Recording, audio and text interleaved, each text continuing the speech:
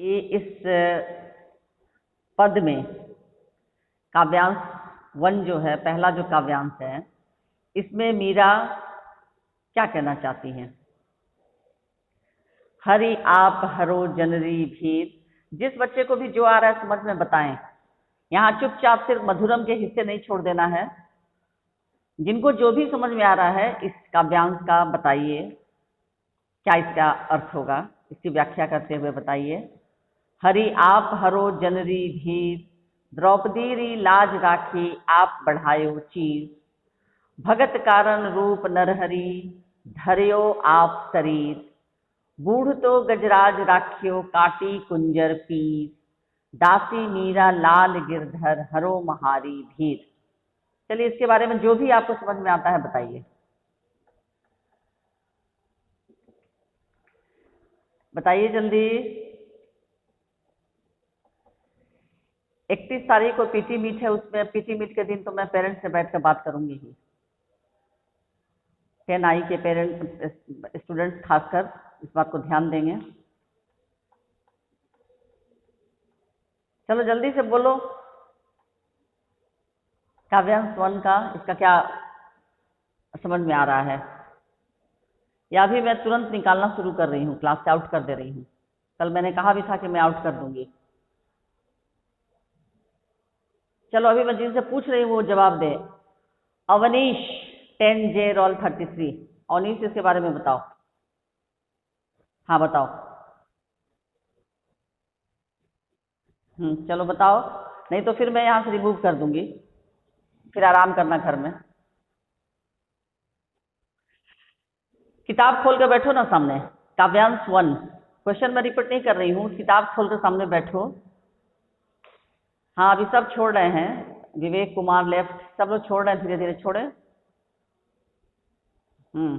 चलिए जो है वो बोले।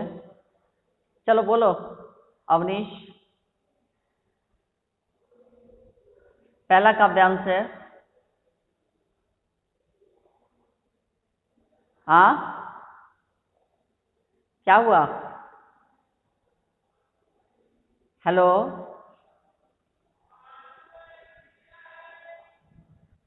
चलो बोलो अवनीश।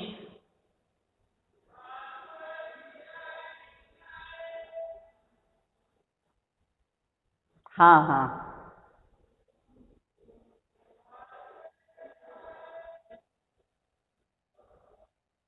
हाँ।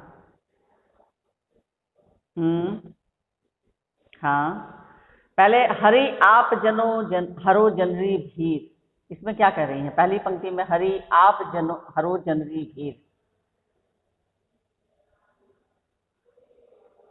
इसमें मीरा बाई अपने आराध्य देव कृष्ण से प्रार्थना करते हुए क्या कर रही हैं? बताओ जल्दी से।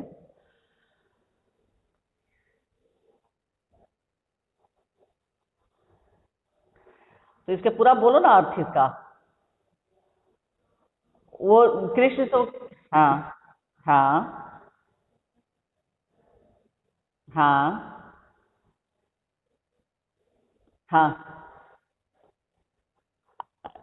आप अपनी इस दासी के कष्टों को, क्योंकि अपने आप को वो दासी मानती हैं, सेविका मानती हैं कृष्ण की, है ना? तो आप अपनी इस दासी के कष्टों को दूर कर सकते हैं। फिर आगे क्या कहती हैं, किसका उदाहरण देते हुए कह रही हैं वो बताओ। हाँ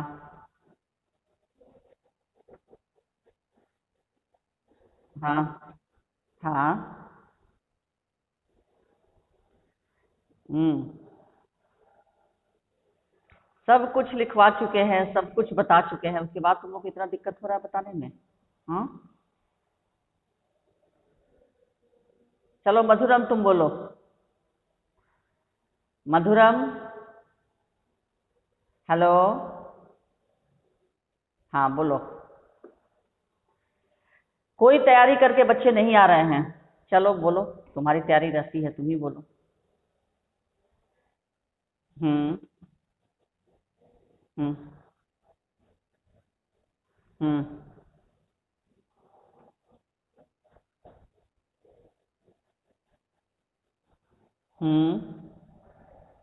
फिर हाँ हाँ हम्म, हाँ हाँ, आपने ही द्रौपदी के वस्त्रों को बढ़ाकर देखिए, दोहे में, इसमें काव्यांश में जो शब्द दिया है उसको मत, उसका अर्थ बताइए। वस्त्र, आपने ही द्रौपदी के वस्त्र को बढ़ाकर उसकी रक्षा की थी। उसे अपमानित होने से, भरे हुए सभा में अपमानित होने से आपने उसे बचाया था। फिर आगे इसमें तो हाँ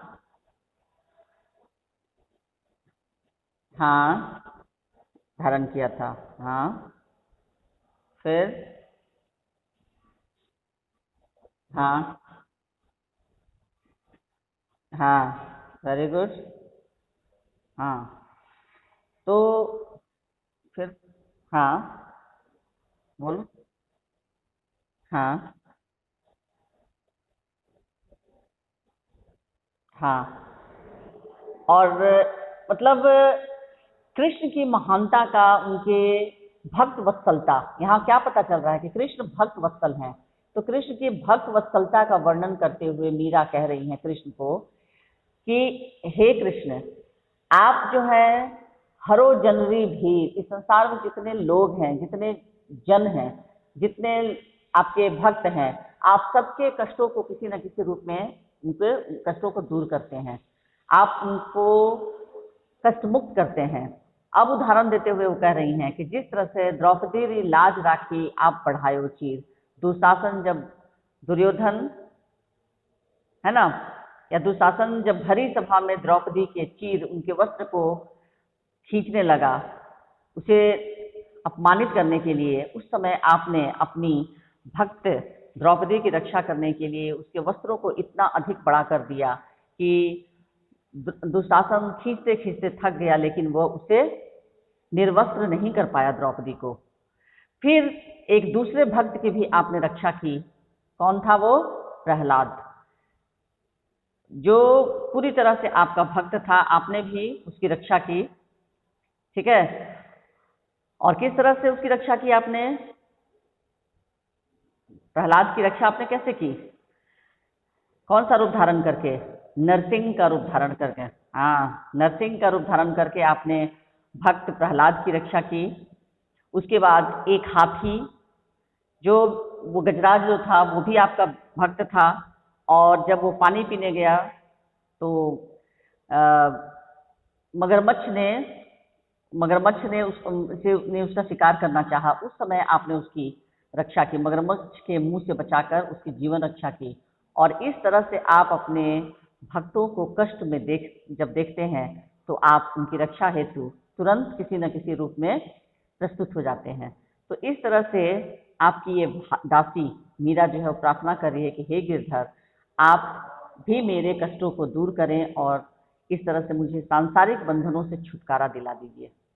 क्योंकि मीरा सांसारिक बंधनों को एक बहुत बड़ा जंजाल मानती है, एक बोझ मानती है, और वो नहीं चाहती है कि किसी भी सांसारिक बंधन में वो लिप्त रहे। वह पूरी तरह से कृष्ण के प्रति समर्पित होना चाहती हैं। ठीक है, इसीलिए वो कृष्ण से प्रार्थना करती है कि मैं भी आपकी परम भक्त हूँ और मैं भी कष्टों से घिरी हुई हूँ। तो इतने सारे भक्तों का, इतने सारे आप अपने लोगों की रक्षा करते हैं, संसार के लोगों की, तो आप इस भक्त दासी की भी रक्षा करें।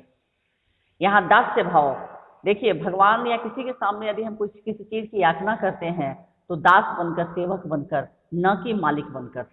तो मीरा यहाँ पर एकदम अपने आप को कृष्ण की दासी तक वो बनने के लिए स्वीकार हैं, करती हैं। ठीक है, तो इस तरह से अब काव्यांश 2, इस दूसरे वाले में ध्यान से सुनिए और फिर बताइए। इसमें है श्याम महाने चाकर राखो जी। श्याम यहाँ किसे कहा गया है? श्याम कृष्ण का, श्री कृष्ण का दूसरा नाम, बहुत सारे नाम से जाने जाते हैं कृष्ण। श्याम महाने चाकर राखो जी, यहाँ श्याम श्री कृष्ण को कहा गया है। महाने यानी, महाने, महाने शब्द का क्या अर्थ होगा?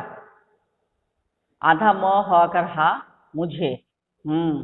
चाकर, चाकर यानी नौकर, दासी, सेवक, कुछ भी कहिए। राखो जी, राखो जी मतलब राखो जी, रख लीजिए।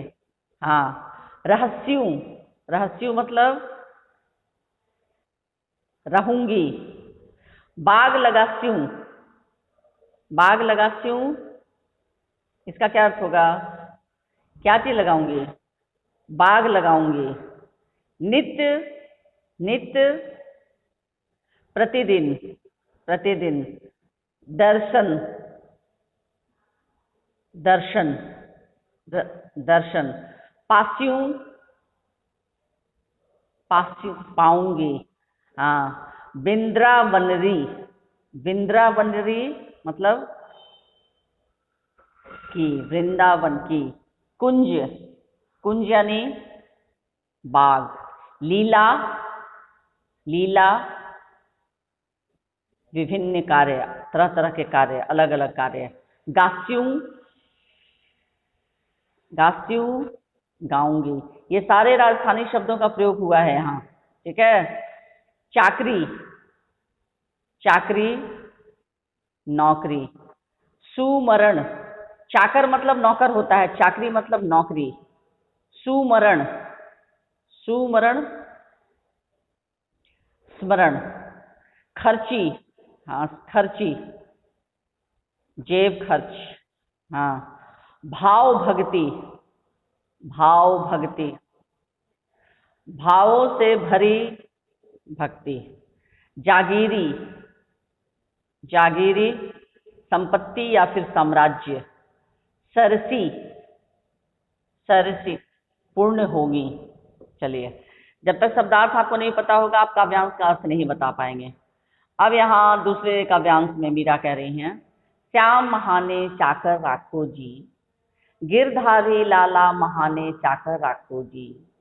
चाकर रहस्यूं बाग लगास्यूं, नित उठ दर्शन पास्यूं। वृंदावनरी कुंज गली में गोविंद लीला गास्यूं। चाकरी में दर्शन पास्यूं, सुमरण पास्यूं खर्ची। भाव भक्ति जागीरी पास्यूं, तीनों माता सरसी। चलिए, इसमें बताइए इसका काव्यांश का क्या अर्थ होगा, भावार्थ इसका। कोई एक बच्चा बताइए, बताइए। जहां अटकेंगे फिर मैं हूं समझाने के लिए। मैं हाथ आप लोगों का नहीं छोड़ूंगी, लेकिन कोशिश तो करें आप लोग, क्योंकि अभी कुछ भी अर्थ भी आ सकता है लिखने को। चलो कोशिश करो जल्दी। श्याम महाने चाकर राखो जी, क्या होगा इस पंक्ति का अर्थ? इसमें मीरा क्या कर रही हैं? श्याम से, कृष्ण से क्या कर रही हैं? अर्थ मैंने समझा ही दिया, सारे शब्दों का अर्थ। बोलो। बोलो बोलो, बैठो नहीं सब। हाँ हाँ बोलो। हाँ। तुम मुझे अपनी दासी सेविका बनाकर रख लो, श्याम महाने चाकर राखो जी। हे श्याम, हे कृष्ण, तुम मुझे अपनी दासी या सेविका बनाकर रख लो। फिर गिरधारी लाला महाने चाकर रखो जी। फिर कह रही हैं, हे गिरधारी लाला, हे कृष्ण, तुम मुझे अपने यहाँ किस रूप में रख लो? सेविका के रूप में रख लो। मैं तुम्हारी सेविका के रूप में सेविका रहते हुए क्या क्या करूंगी? गिरधारी लाला महाने चाकर राखो जी, हे गिरधारी लाला, हे श्याम। हाँ, चाकर रहस्यूं, मैं तुम्हारे यहाँ सेविका के रूप में रहते हुए तुम्हारे लिए क्या क्या करूंगी। अब मान लीजिए आप किसी व्यक्ति की सेविका बनेंगे, सेवक बनेंगे, तो उसके सुख के लिए ध्यान रखेंगे ना, किन किन चीजों से उसे सुख की प्राप्ति हो सकती है, किन किन चीजों से उसे आराम मिल सकता है, किन किन चीजों को वो पसंद करता है। तो एक चाकर होने के कारण, एक भक्त होने के कारण आप अपने मालिक का ध्यान रखेंगे ना। तो कह रही है मीरा कि चाकर रहकर, यानी नौकरी सेविका के रूप में रहते हुए तुम्हारे लिए क्या करूंगी मैं? बाग लगाती हूँ, मतलब तुम्हारे लिए क्या करूंगी? हाँ, बाग बगीचे लगाया करूंगी। क्यों? ताकि तुम उसमें क्या करो? उस बगीचे में उस बगीचे में तुम घूम सको। मैं तुम्हारे लिए जब बाग बगीचे लगाया करूंगी तो उसमें क्या होगा, तुम उस बगीचे में घूम सको और नित उठ दर्शन पास्यू। और जब तुम रोज सुबह यहाँ बगीचे में घूमने आओगे तो मेरा काम क्या रहेगा, मैं तुम्हारे दर्शन कर लिया करूंगी। जब तुम्हारे लिए मैं बाग बगीचे लगा दूंगी, तुम्हारे सुख सुविधा का ध्यान रखूंगी कि तुम सुबह सुबह उठकर उस बागीचे में आओ और भ्रमण करो, घूमने आओ। और जब तुम घूमने आओगे तो मैं क्या करूंगी, रोज तुम्हारे दर्शन कर लिया करूंगी। यहां तक आया समझ में? हाँ, आया सबको समझ में? उसके बाद फिर आगे कह रही है, वृंदावनरी कुंज गली में गोविंद लीला गास्यूं। उसके बाद फिर क्या इच्छा जाहिर कर रही है मीरा? ये तो हो गई कि मैं आपके लिए बाग बगीचे लगाऊंगी, जिसमें आप घूमने आएंगे तो मैं आपका दर्शन कर लिया करूंगी। क्योंकि मीरा यहाँ खुद एक लालच की भावना के वशीभूत, उनका लालच क्या है मीरा का, कि वो कृष्ण का दर्शन पाना चाहती हैं, कृष्ण को देखना चाहती हैं। और इसीलिए वो चाहती हैं कि कृष्ण जब घूमने आए तो मैं चुपके से उनके दर्शन कर लिया करूं। फिर दूसरी इच्छा क्या जाहिर करती हैं वो, वृंदावनरी कुंज गली में गोविंद लीला गास्यूं। मतलब इसका अर्थ बताओ। हाँ हाँ, तुम्हारी लीलाओं के गीत गाया करूंगी। तुम इतने भक्त वत्सल हो, अपने भक्तों की एक पुकार में तुम चले जाते हो उनकी मदद करने, उनके कष्ट से मुक्ति दिलाने। तो तुम्हारी भक्त वत्सलता की बातें, तुम्हारी लीलाओं यानी तुम्हारी तरह तरह के जो कार्यकलाप, तुम अपने भक्तों को जो कष्टों से दूर करते हो, विभिन्न तरह के जो कार्य करते हो, लीला करते हो, तो तुम्हारे इस लीला का मैं क्या करूंगी, गुणगान किया करूंगी। कहाँ पर, कहाँ गुणगान किया करूंगी? हाँ, कहाँ कहाँ की गलियों में भाई? पूरा उत्तर बोला करो। वृंदावन के बागों और गलियों में। कुंज कली, कुंज यानी बाग और गली मतलब गलियों। वृंदावन की गलियों में, बागों और गलियों में मैं तुम्हारी लीलाओं के गीत गाया करूंगी। यानी जो तुम विभिन्न तरह के क्रियाकलाप करते हो, विभिन्न कार्य करते हो अपने भक्तों की रक्षा के लिए, तुम इतने भक्त वत्सल हो कि अपने भक्तों की एक पुकार पर दौड़े चले आते हो, अपने भक्तों को कष्ट में नहीं देख पाते हो। तो ये तुम्हारे विभिन्न तरह के जो कार्य हैं, कभी द्रौपदी की रक्षा के लिए पहुंच जाते हो, कभी प्रहलाद की रक्षा के लिए पहुंच जाते हो नरसिंह के रूप में, कभी हाथी की रक्षा के लिए पहुंच जाते हो। तो एक साथ तुम कितने सारे भक्तों की रक्षा करते हो। तो तुम्हारे इन सारे कारनामों का, इन गुणों का मैं क्या किया करूंगी, वृंदावन की कुंज गलियों में, बागों में तुम्हारी लीलाओं का गुणगान गाया करूंगी। फिर आगे, चाकरी में दर्शन पास्यू, सुमरण पास्यू खर्ची। मतलब इस पंक्ति का, चाकरी में दर्शन पास्यू, चाकरी में मतलब तुम्हारी सेवा करते हुए मुझे कौन सा अवसर मिलेगा, क्या चीज का अवसर मिलेगा? हाँ, तुम्हारे दर्शन करने का मुझे अवसर भी मिल जाएगा। क्योंकि जब भक्त अपने सेवक अपने आराध्य की सेवा करेगी, पूजा करता है, तो क्या होता है, उसका दर्शन भी उसे मिल जाता है। तो कह रही है मीरा कि तुम्हारी सेवा करते हुए मुझे तुम्हारे दर्शन करने का अवसर भी मिल जाएगा। सुमरण पास्यू खर्ची। सुमरण, सुमरण यानी स्मरण, पास्यू मतलब पाऊंगी, और खर्ची यानी जेब खर्च। तुम्हारे नाम स्मरण से, नाम स्मरण के रूप में मुझे जेब खर्च भी प्राप्त हो जाया करेगा। और मीरा यहाँ पर जेब खर्च यानी खर्चे के लिए कुछ राशि चाहिए, कुछ धन चाहिए। तो मीरा यहाँ धन क्या मानती हैं, तीन चीजों को मानती हैं।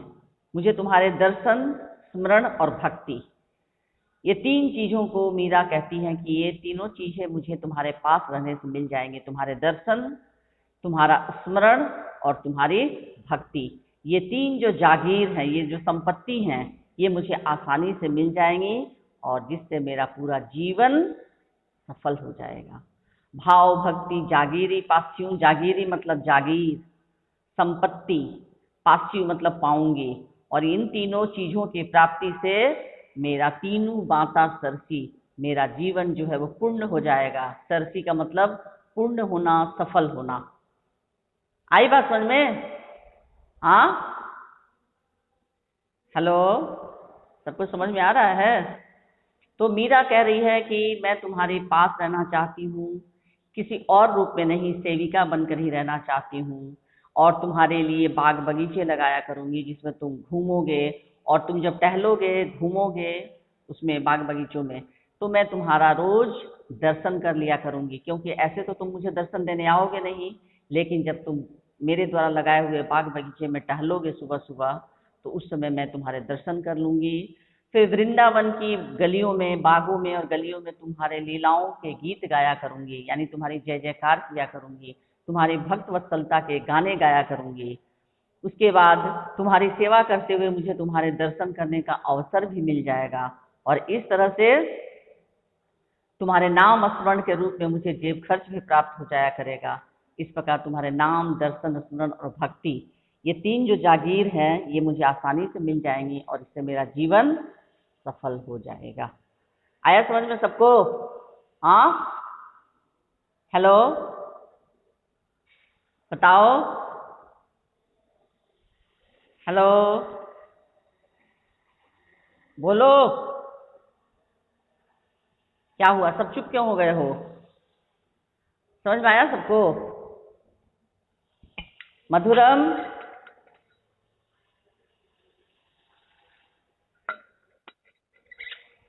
बहुत देरी लगा रहे हो बोलने में, यस मैम बोलने में। चलो नेक्स्ट, काव्यांशी।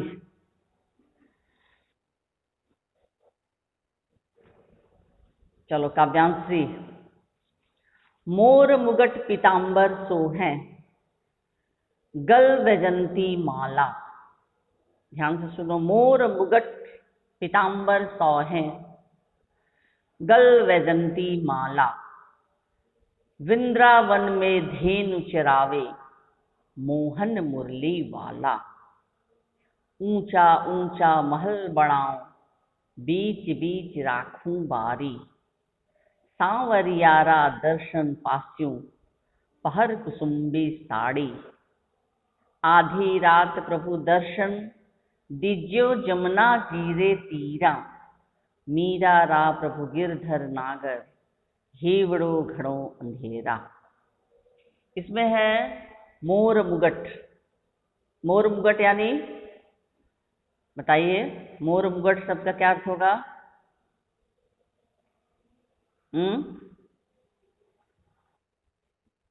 मोर के पंखों से बना हुआ मुकुट। मोर मुगट, मुगट का अर्थ होगा मुकुट, और मोर मतलब मोर के पंखों से बना हुआ मुकुट। पीतांबर, पीतांबर, पीतांबर का क्या अर्थ होगा? पीला वस्त्र। सौहें, सौहें मतलब, सौहें सुशोभित हो रहे हैं। शब्दार्थ नहीं याद किए हो तुम लोग? मैंने कहा था कि शब्दार्थ भी याद करिए। इसमें नहीं याद रहेगा शब्दार्थ तो आप नहीं कर पाओगे, मैं पहले बता दे रही हूं। सौहें मतलब सुशोभित हो रहे हैं। गल मतलब गले में।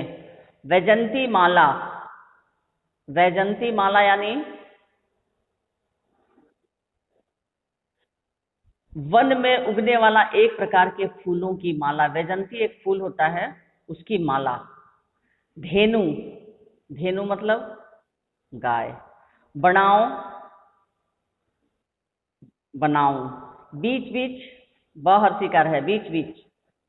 हाँ, बीच बीच में। बारी,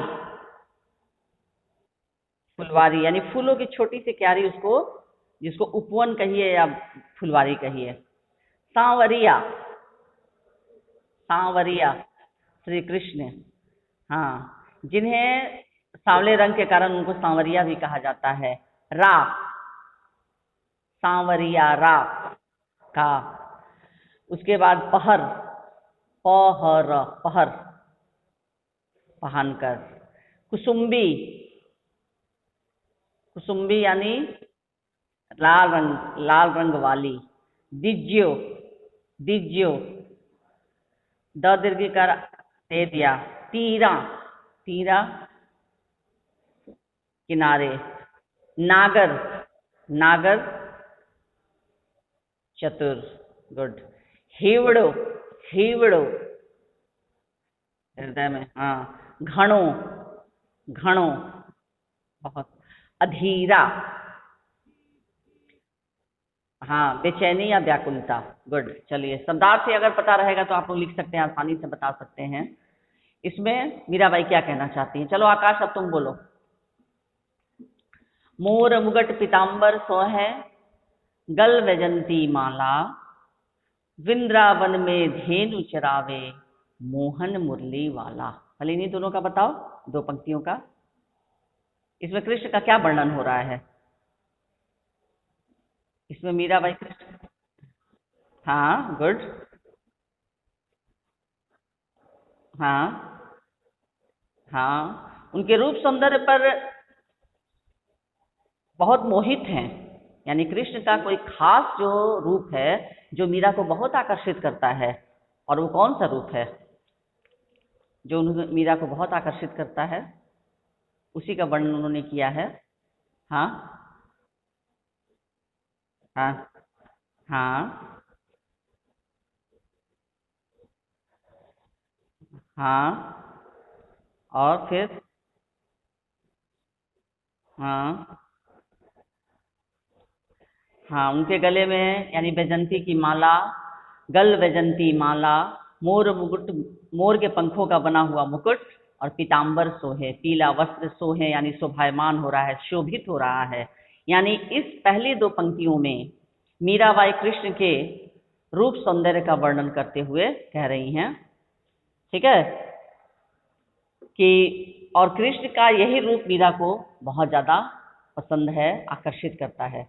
फिर आगे, ऊंचा ऊंचा महल बनाऊं, बीच बीच राखूं बारी। फिर आगे,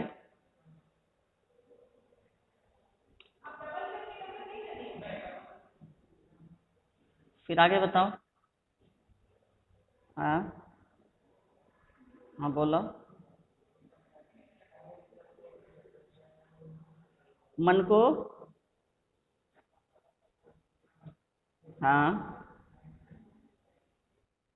नहीं, और ये वृंदावन में धेनु चरावे, मोहन मुरली वाला, इसका,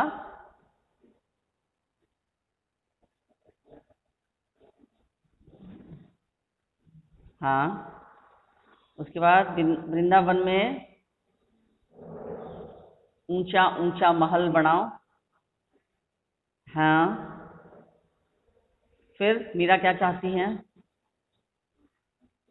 हाँ, एक सजी हुई फुलवारी बनाना चाहती हैं। हाँ, और फिर उसमें क्या करना चाहती हैं?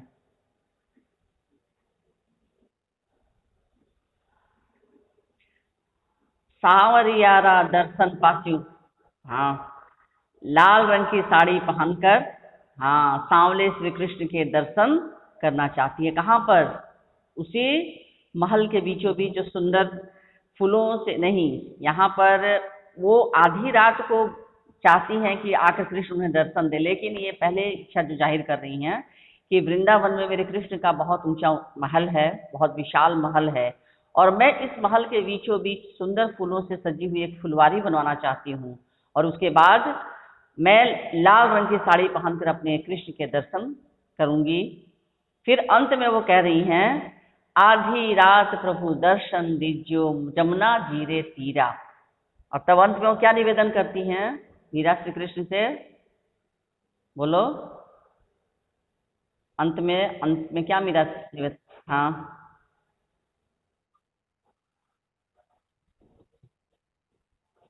हम्म, ही हेवरो घड़ो अंधेरा, क्योंकि मेरा मन जो है, मेरा हृदय जो है, तुम्हारे दर्शन के लिए बहुत व्याकुल हो रहा है, बेचैन हो रहा है। अधीरा, अधीरा मतलब अधीर, बेचैन। मेरा मन तुम्हारा दर्शन पाने के लिए अत्यंत बेचैन है। ठीक है। तो ये मीरा कृष्ण से निवेदन करते हुए कहती हैं कि तुम अंत में आधी रात को यमुना के किनारे आना, अपना दर्शन मुझे देना, क्योंकि यह तुम्हारी दासी जो है वो तुम्हारा दर्शन पाने के लिए बहुत ज्यादा बेचैन है। ठीक है। तो इस तरह से ये 3 काव्यांश हैं, और ये तीनों काव्यांश आप लोगों को कंठस्थ होने चाहिए, क्योंकि इसी से संबंधित आपके प्रश्न पूछे जा सकते हैं, पूछे जाते हैं। और कभी कभी ऐसा भी होता है कि यह काव्यांश ही दे दिया जाएगा और इसका व्याख्या कीजिए। तो व्याख्या के लिए आपको इसको आना चाहिए, और शब्दार्थ जब तक आपको नहीं पता रहेगा आप नहीं कर पाएंगे। अब बहुत सारे प्रश्न हैं छोटे छोटे 1 अंक के लिए, कि मीरा ने अपने पदों में प्रभु को क्या क्या नाम दिए हैं। पद देखकर आप लोग बताइए। मीरा अपने पदों में बताइए क्या क्या नाम दी हैं, बोलो जल्दी।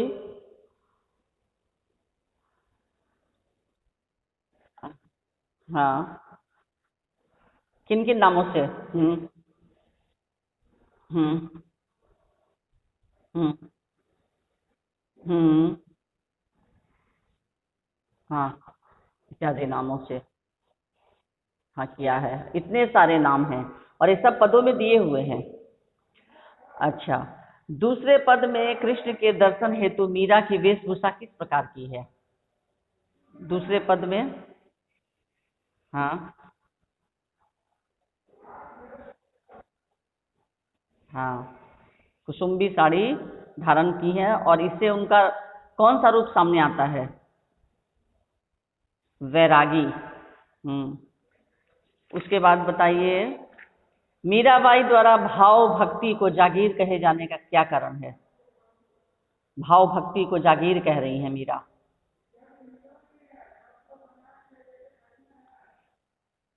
हम्म हम्म उनकी सबसे बड़ी जागीर है।